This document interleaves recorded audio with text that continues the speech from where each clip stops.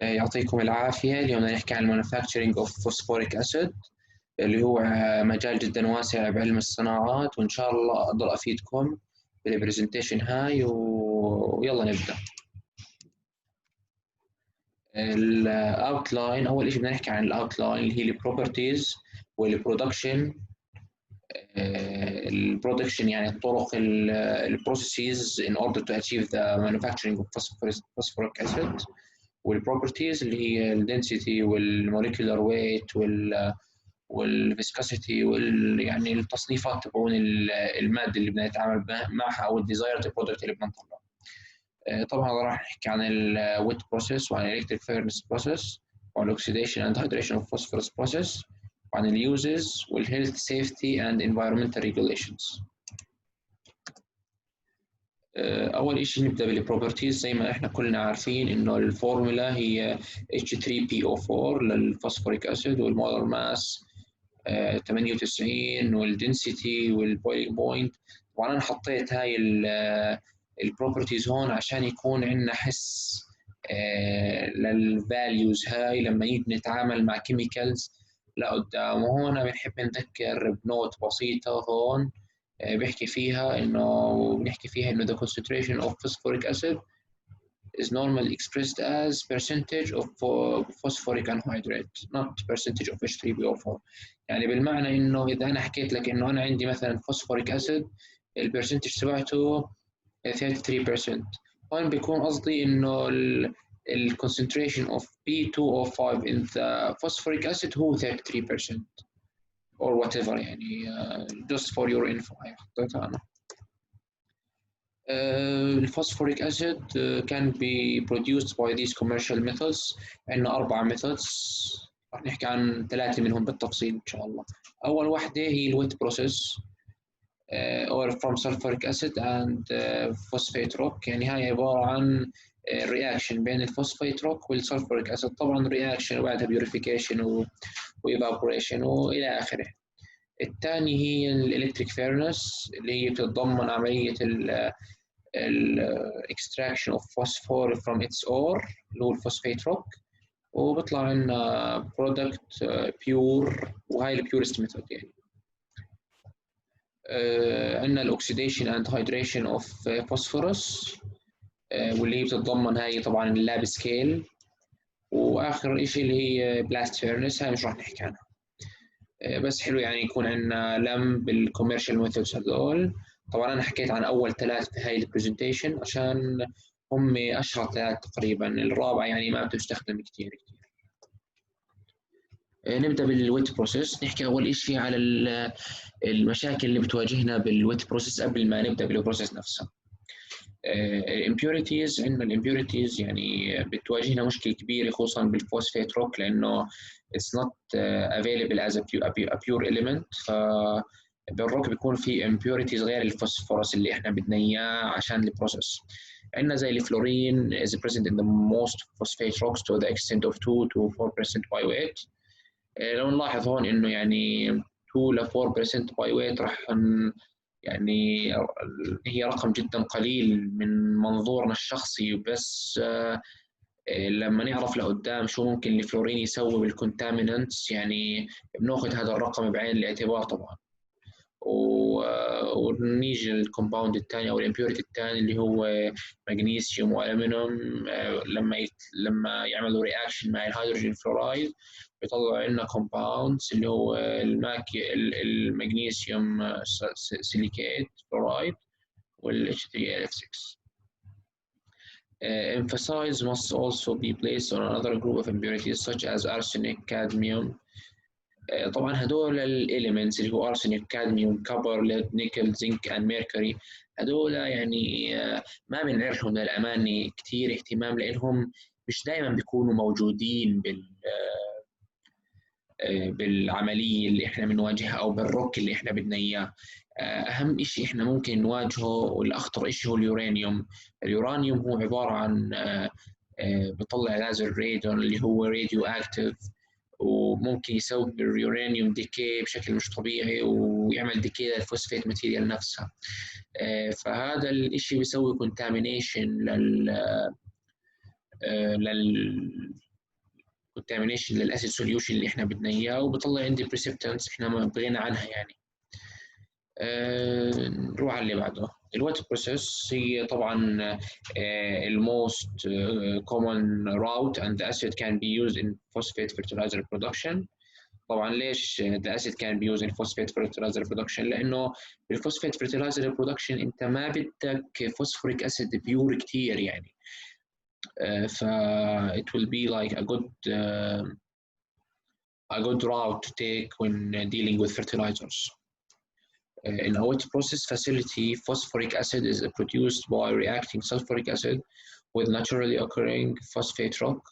The reaction also forms calcium phosphate, commonly referred to as gypsum.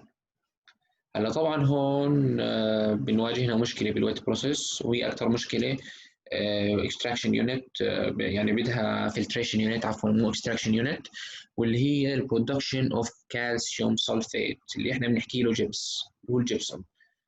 هذا طبعا لأنه insoluble، فبنقدر طبعا نعمل له يعني نعمل له separation or physical separation by filtration اللي هي physical method.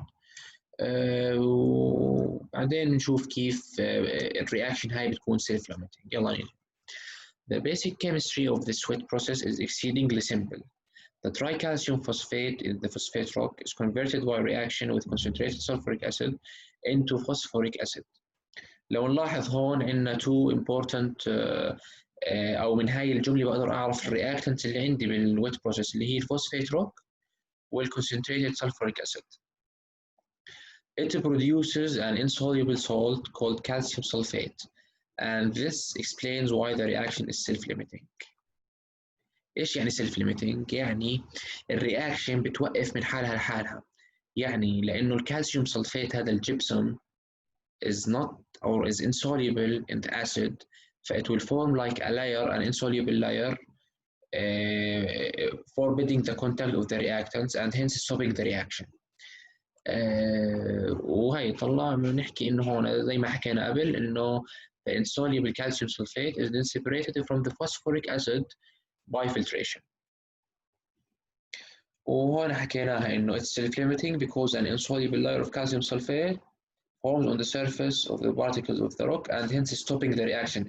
يعني ما بصير في interaction بين السلفوريك acid هاد والروك هاد عشان عندنا insoluble layer of calcium sulfate.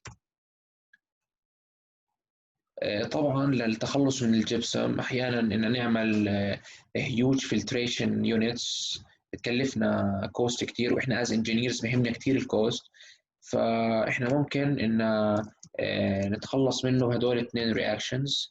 اول اشي طبعا بعمل ريسايكل ستريم لل H3PO4 بفعله مع الجبسم اللي معي بطلع لي soluble مونوكالسيوم فوسفات، وهذا السوليبل مونوكالسيوم فوسفات بتفاعل مع ال H2SO4 اللي اوريدي عندي بالرياكتور وبيطلع لي كالسيوم سلفات. هذا الكالسيوم سلفات برضه انسوليبل راح تحكوا لي صح؟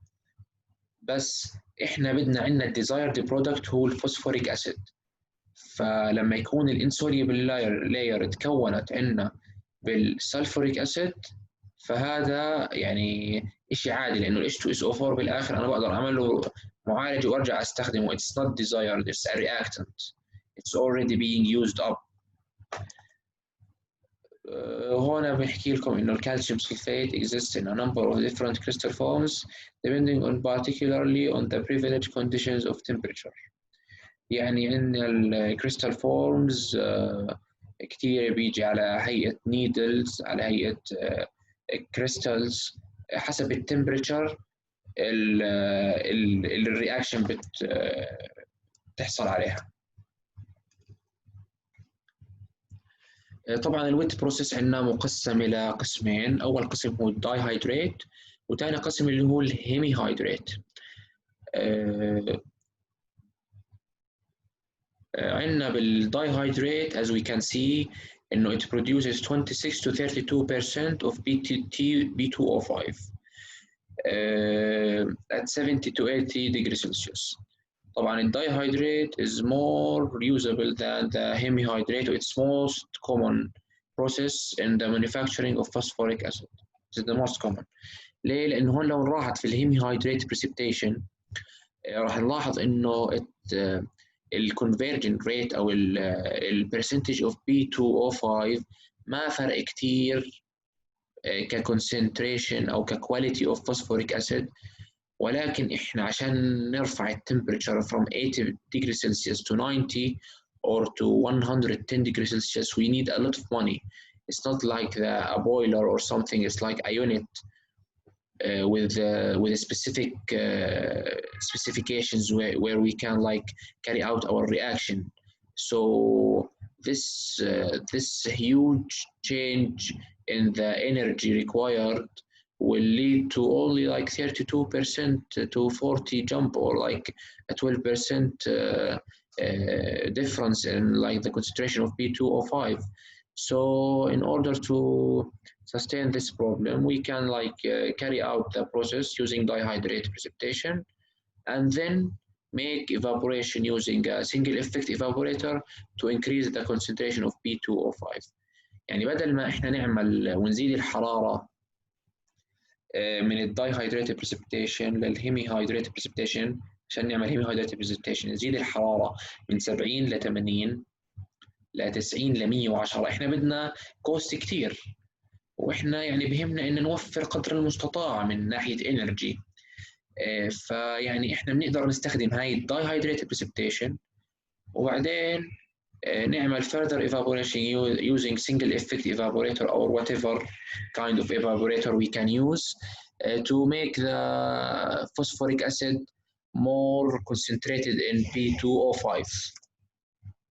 وهون عندنا الفلو دايجرام او الفلو شيت للديهايدريت او للدايهايدريت ويت بروسيس. عندنا زي ما احنا شايفين هون انه الجراوند روك بدخل على ال H2SO4 برياكتور، وبعدين نسوي له فلتريشن عشان نطلع جبسم. وطبعا هون لو تلاحظوا انه في ريسايكل ستريم هاي لل H3PO4 عشان يتفاعل مع الجبسم ويطلع لي كالسيوم مونوفوسفات، والمونوفوسفات هاد بيرد مونو كالسيوم فوسفات بيرد يتفاعل هون مع ال H2SO4 ويكمل لي insoluble layer. وهي الانسوليبل لاير مش مشكله اذا تكونت لي بالرياكتنت لانه it's already being used up و it's not desired. لو نلاحظ هون من الفلتر برضه في سهم جاي على الستلر هاد used طبعا to like get rid of the large particles or large particles that contaminate our desired product by the force of gravity. نرجع على الديهايدريت رياكتور عشان نستفيد من السوليدز والقصص هاي. هلا طبعا زي ما احنا شايفين هون بيطلع ال H3PO4 pure as desired 26% of B2O5 with the least contaminants possible. بندخله على evaporator، والايفابوريتور بيعمل لي عملية concentration وبيطلع لي ال 45% B2O5. سو احنا بغنى عن الانرجي اللي مستخدمه او التمبريتشر ديفرنس اللي هي بين الدايهايدريت او الدايهايدريت والهيمي هايدريت. نكمل. الحقيقه هون حبيت اذكر هدول الجرايندنج اوف روك ماتيريالز والستورنج اوف فوسفيت روكس عشان نعرف احنا لقدام كيف راح نتعامل مع such minerals وsuch rocks بعمليه الميتالورجي إذا اشتغلنا لقدام بالميتالورجي. طبعا هون الويت or grinding of phosphate rocks is required depending upon the raw materials. عندنا طبعا نوعين grinding، أول نوع الويت وثاني نوع الدراي. طبعا الاثنين يعني نقدر نعملهم fine grinding or coarse grinding. هلا طبعا لما يكون في بليتس يعني بليتس او رولز او بولز يرجح ان نعمل فاين جرايندنج طبعا عشان اللايننج او البليتس ما يستهلكوا بسرعه، يعني in order to increase the age of usage. Okay. Most of the old plants use dry grinding. طبعا بالاولد plants يعني سابقا كانوا يستخدموا الدراي جرايندنج لانها اسهل، بس حاليا بيستخدم ويت جرايندنج. وطبعا للعلم يعني بحكي لك انه يعني كفايه انه نطلع على هاي الجمله بنعرف ليش كنا نستخدم احنا الويت جرايندنج. الويت جرايندنج زي ما بحكي لك هون انه it requires about 30 to 40% less power and there is no atmospheric pollution by dust. يعني what an advantage to to sustain and use the wet grinding over the dry grinding. So that's why it's like the most common. We have a disadvantage that, as we mentioned before, that lining wear out faster and the amount of recycled wastewater is reduced. But this like is not like a huge disadvantage compared to the advantage of like saving 30 to 40% of the energy consumed and decreasing the emissions in air or in water or etc. So like wet grinding is like the most common way of grinding. Okay, then now we have to talk about the storage of phosphoric rocks. The storage of phosphate rocks. The storage of phosphate rocks. Phosphate rocks are stored in dry conditions and protected against rain, wind, and freezing weather. Relatively coarse rocks can be stored in piles to ensure the constant supply. The storage capacity should ideally be 1.5 large times the shipment. Okay. باختصار أنا حطيت هاي الستورينج أوف فوسفيت روكس لغرض المعرفة إنه أو لغرض الوعي إنه لازم نعرف أو لازم نعرف إنه الستورينج لأي روك إشي كثير كثير كثير مهم. And we should know how to deal with as engineers. So it like stored in dry conditions without humidity against rain, of course, so that we can take the B2O5 out of it and extract it very, very, very good or very truthfully. Okay, let's move on to the next slide. Now we will have to go about or to discuss the purification. The first point here is like is talking about the usage of phosphoric acid in the manufacturing of filterizers, and as we can see that the manufacturing of filterizers does not require a high purity phosphoric acid. So a high purity phosphoric acid when like dealing with or extracting the phosphoric acid and making an extraction process to such acid, we have to make sure that the raffinate, which contains a lot of sludge, will go in the industry of fertilizers, because like the purity is not high, and why to like consider it as a waste when we can like make the best use of it in the fertilizer industry. Okay, here we are talking about the sludge. The sludge usually contains gypsum, phyllosilicates, iron, and phosphate compounds. Acids containing sludge can be used for on-site fertilizers. زي ما حكينا هون acids containing sludge، عشان هيك بعملية الاكستراكشن الرافينت اللي هو contains the most sludge و the most impurities بيروح على عملية الفلترايزرز على السريع. تمام. نحكي برضه the sludge may be used in the production of non-granular monoammonium phosphate, which is used as an intermediate in the production of compound fertilizers. There is no economical method for using sludge solids where phosphate fertilizers are sold on the basis of water solubility. Precipitation after concentration to 54% phosphorus as B2O5 is slow and never so complete as more precipitate will form on. يعني هون برضو عندنا self limiting reaction لأنه more precipitate يعني more insoluble layer، more insoluble layer يعني more coverage on the ore or on the rock, causing no interaction between the reactants. So no further or no higher concentration can be obtained greater than 54%. The P and CO of gases from this reaction are cooled underwater to isolate solid phosphorus Alternatively, the P and CO of gases can be burned with air to produce phosphorus pentoxide and carbon dioxide. Of course, here we can see that they can be burned with air in order to decrease their emissions. In this process, we have two gases, phosphorus and CO. احنا حرين يعني اذا احنا بنقدر ان نعمل كول داون كول يعني اندر ووتر ونعمل سوليديفيكيشن للفوسفورس، او انه نعملهم الاثنين بيرن اوف اير ويطلع لنا فوسفورس بنتوكسايد وكربون دايوكسيد. زي ما احنا شايفين هون عمليه البيوريفيكيشن، هاي الاكستراكشن، بنعمل عمليه اكستراكشن زي ما حكينا الرافينات بروح على الفلترايزر. هون الحقيقه بهاي البروسيس اهم اشيين عندنا هدول لازم نركز عليهم. من الرافينات بيكون في كثير سلادج، فبنوديه على الفرتلايزر. ليش نكبه؟ why to consider it as a waste يعني. وهون عندنا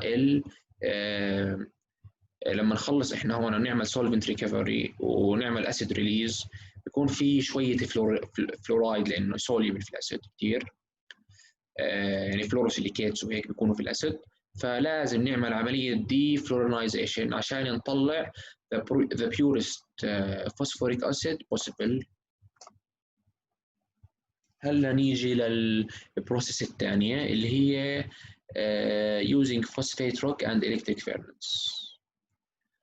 طبعا من اسم furnace يعني بدك تستخدم طاقه، وطبعا هاي خلينا نكون بالصوره انها it is like the most purity of phosphoric acid or the highest purity of phosphoric acid is obtained using this process. We are not talking about lab scale, it's like more of like an industrial scale, large scale. So this is like the largest process. I think the percent the weight percent of P2O5 will reach like around 93, 92 in this process.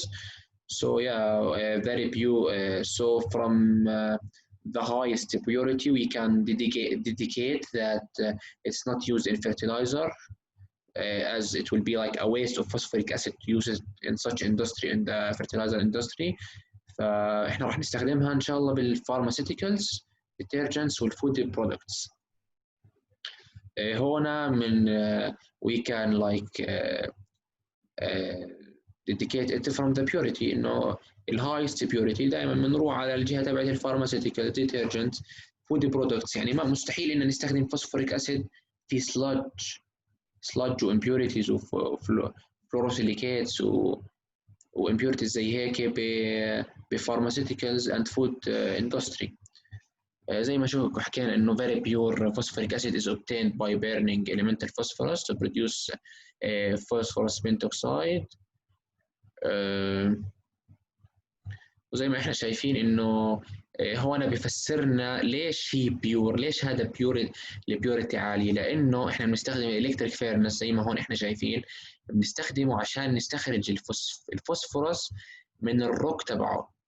فلما نستخرج الفوسفورس من الروك تبعه اللي هو يعني يصير عندنا بيور فوسفورس، we can like على طول do such reactions to obtain the phosphoric acid من غير ما يكون في impurities. Pure phosphorus will definitely lead to pure phosphoric acid، عفوا مش sulfuric acid.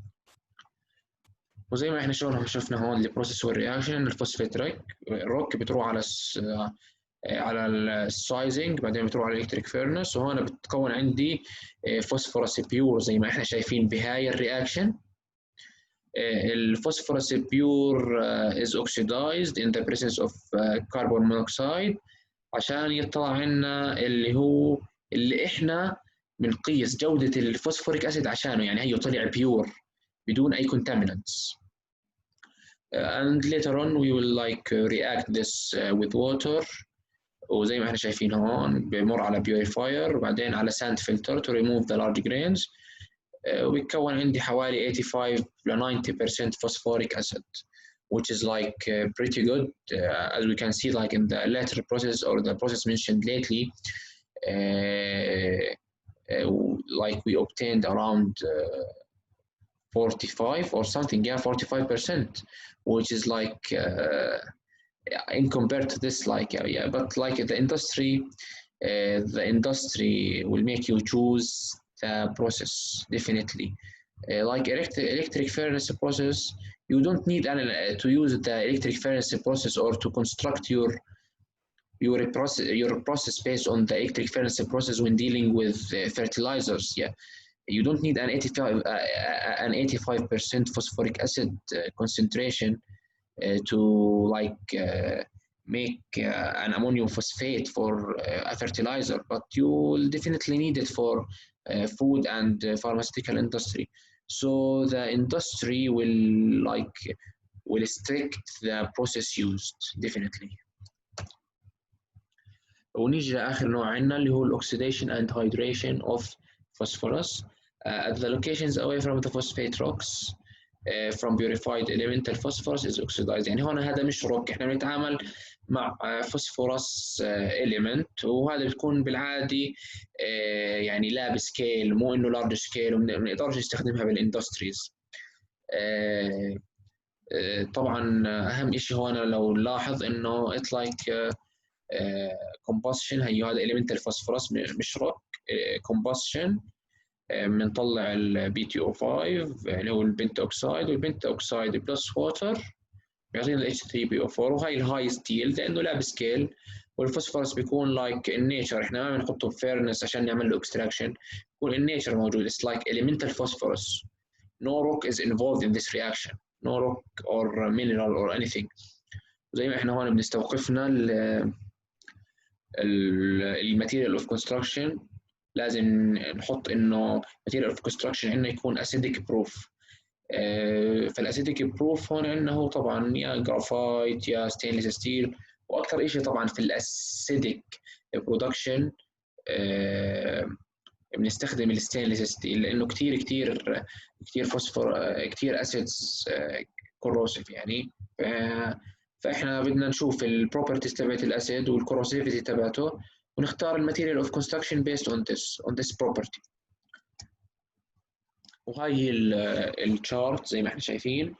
هون الكومبشن تشامبر، فوسفورس واير وستيم بيطلعوا لنا زي ما احنا شايفين البي تي او 5 والان 2 والستيم. بنروح على الهايدريتر تاور، والهايدريشن بصير في كاونتر كارنت ميكسينج مع دايليوت سلفوريك اسيد، والجازز gives the product of concentrated H3PO4. Remaining acid is trapped into backed column or electrostatic precipitator. يعني باختصار انه هون بيطلع يا فوسفوريك اسيد 85% وبنعمل له evaporation بزيد ل 93، او بنخليه هيك احنا حسب الصناعه اللي عندنا. طبعا نشرح انه الهايدريتر تاور هذا بصير فيه ميكسينج. طبعا هذا زي ما انت شايف في ستريم ووتر داخل، وبطلع لنا فوسفوريك اسيد زي ما احنا شايفين بهاي الرياكشن. بنت اوكسايد بده ووتر مع الميكسينج بيطلع لنا يعني نعمل ميكسينج احنا عشان كل الكازز تصير ديزولف في الاسيد، عشان لما نيجي نعمل سيبريشن وسايكلون ويعني قصص زي هيك نتخلص من كل شيء وما نخلي اي امبيوريتي تواجهنا، وبنوديه على الكولر، والكولر بيطلع لنا فوسفوريك اسيد. تمام. هلا خلينا نحكي شوي عن اليوزز اوف فوسفوريك اسيد. طبعا اليوزز تبعت الفوسفوريك اسيد لا تعد ولا تحصى، بس انا حبيت يعني اشوف الاشياء المهمه واحطها بالنسبه لنا كمهندسين كيميائيين ونعرف المغزى منها. اول شيء it's used for preparation of hydrogen halides. It's used as a rust converter by direct application to rusted iron steel tools. ليش rust converter؟ لانه it converts الرست اللي احنا بنعرفه الصدى اللي هو iron 2 oxide لا iron 2 oxide. it converts iron 3 oxide اللي هو الصدى اللي هو FeTO3 لا black ferric phosphate اللي هو FePO4. وهذا اللي احنا بدنا اياه، يعني حتى الابلكيشن للصدى تبعته يعني بيستخدموه كثير لعمليات الصدى لانه هون it like converts الرست زي ما احنا شفنا هون للفيريك فوسفات. فود جريد فوسفوريك اسيد. وليش احنا حكينا هون فود جريد؟ لانه دائما احنا لما نحكي فود جريد بنحكي عن البروسيس اللي هي الكتريكال فيرنس اللي ذكرناها سابقا، او اوكسيديشن اوف اليمنتال فوسفورس. الاثنين food grade. Food grade يعني above 85% phosphoric acid is used to acidify food and beverages such as various colors. Used in many teeth whiteners to eliminate يعني بيحاربوا عشان يعني طبعا هنا used in many teeth whiteners يعني هو طبعا كاسيد اي اسيد فهيدروجين فلورايد، هيدروجين كلورايد، اي هدول الاسيدز يعني كثير بصناعه المعاجين الاسنان خصوصا بيستخدموهم to eliminate plaque. Used in dentistry and orthodontics as an etching solution to clean and roughen the surface of the teeth where dental appliances or fillings will be placed. لو تلاحظوا لما نروح على دكتور الأسنان بيبخ لنا هيك أسيد بالسن تبعنا قبل ما يحط زي فيلينج أو إشي بالسن. فهذا الاتشنج سوليوشن بسموه أو الرذاذ اللي ببخه بالسن هو بيكون عباره عن فوسفوريك اسيد.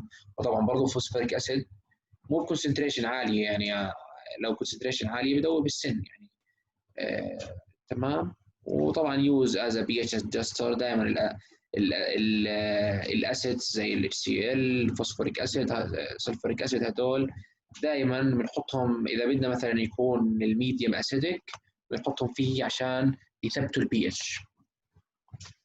الهيلث اند سيفتي دائما لما نطلع على اي element او اي او element compound acid base ما بتفرق معنا، لازم نطلع على الهيلث اند سيفتي ريجوليشنز.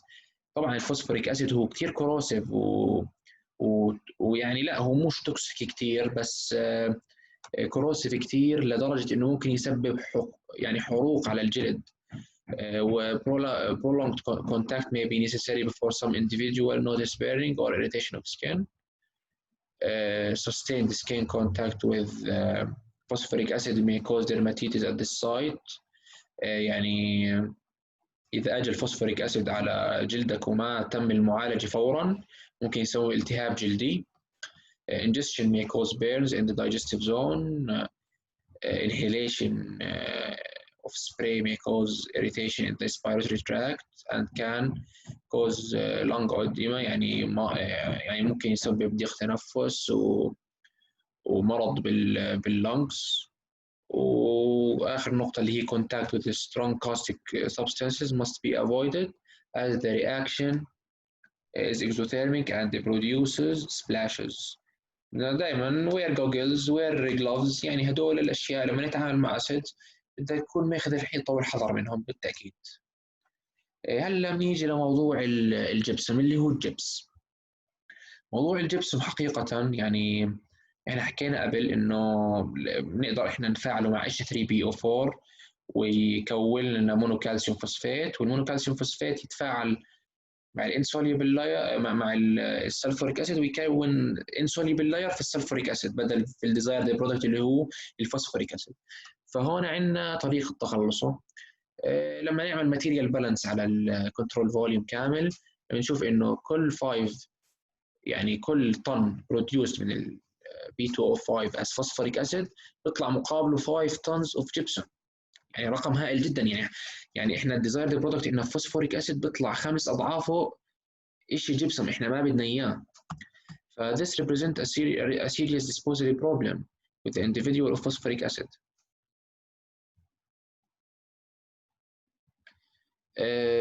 بدنا يعني it's in order to dispose the gypsum we will either dispose it to the land or to water as it's solid. يعني as we can see that can be hydrated or like unhydrated or anhydrous and both of them are solids. So we can either dispose it to the land or to the water. Land is more like most common and it's like most efficient. We will discuss this in the next slide. الجبسم حقيقة ليش خطير؟ لأنه يعني في impurities جواته، غير هو إنه مشكلة الديسبوزل تبعته في impurities جواته زي ال B2O5. يعني أكيد مو كل ال B2O5 اللي دخلناه على السيستم راح يطلع بالفوسفوريك أسيد، في جزء منه راح يعني حتى لو قليل راح يضل بالجبسم باللاير تبعت الجبسم، وهاي يعني بتسبب لي اسيديتي. ولما يكون عندنا ديسبوز يعني شيء بدي اعمل له ديسبوز ويكون اسيد، بدي اعرف وين اعمل له ديسبوز. وعندنا الفلورين كومباوندز او الفلوراين كومباوندز. These are only harmful if disposal into fresh water, because disposal into seawater results in the formation of insoluble calcium fluoride. بيسوي يعني insoluble calcium fluoride، فبندمر احنا هيك الحياة البيئية تبعت البحر. و undesirable trace elements و radioactivity بسبب اليورانيوم والرادون غاز. gypsum disposal. إذا بدنا نعمل gypsum disposal للwater, the gypsum can be pumped through an outfall into sea at coastal sites and estuaries or coastal sites. Disposal into rivers is no longer a practice as it's not a good environmental option. أكيد not good environmental option لأنه زي ما حكينا الريفرز بالعادة هي يعني فيها كائنات حية كتير، وهي مصدر غذاء يعني لكذا حيوان برمائي سواء أو مائي مش مهم. فإنه لما الفلورايدز تروح على الريفرز بتسبب مشكلة contaminants acid contaminants من الاسيد تبعت البي 205 راديو اكتيفيتي. فانه بالعاده احنا ما بنستخدم الووتر كثير لهي الاسباب. طبعا يعني اذا بدنا نستخدم الووتر واضطرينا انه نستخدم الووتر بنروح على السي، يعني على بحر، بنعمل البلان تبعنا جنب بحر. ودائما الجبسم دائما هو soluble in sea water than in fresh water. فهذا بيعطينا خيار مناسب ان نعمل له ديسبوز في السي ووتر. هذا طبعا اذا اضطرينا، يعني هو دائما يفضل ان نعمله في اللاند.